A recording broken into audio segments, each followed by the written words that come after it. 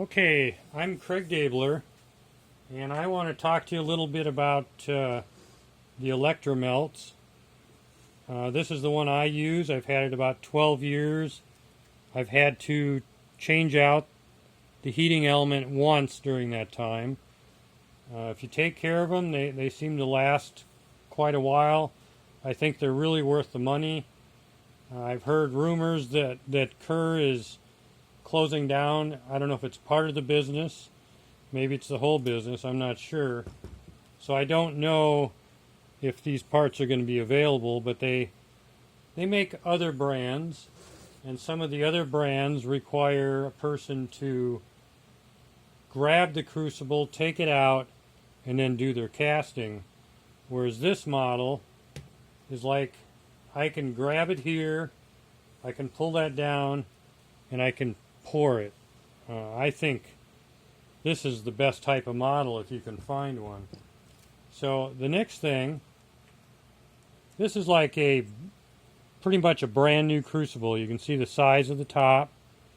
It's still, the hole here is still not too big, and you can see it starts to change in size as it's been heated several times.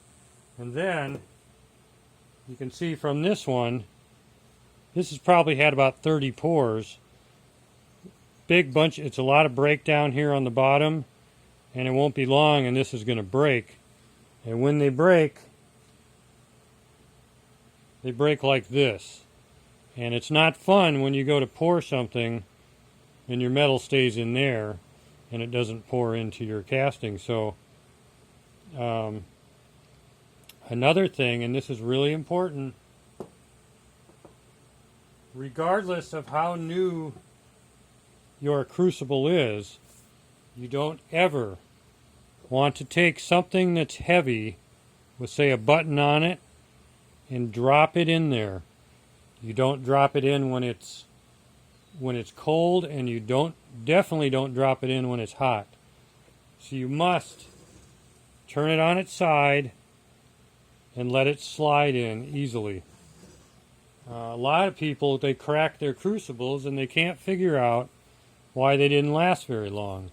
And that is usually what happens. So even if you've got something on the bottom, but if it's heavy, I still make a point to slide it in. Now something like this, at this point, could be dropped in. Okay, so we'll take that out of there. So the next thing, if you've got shot casting grain that hasn't, it's not heavy, I still make it a point to turn it on its side and pour it in.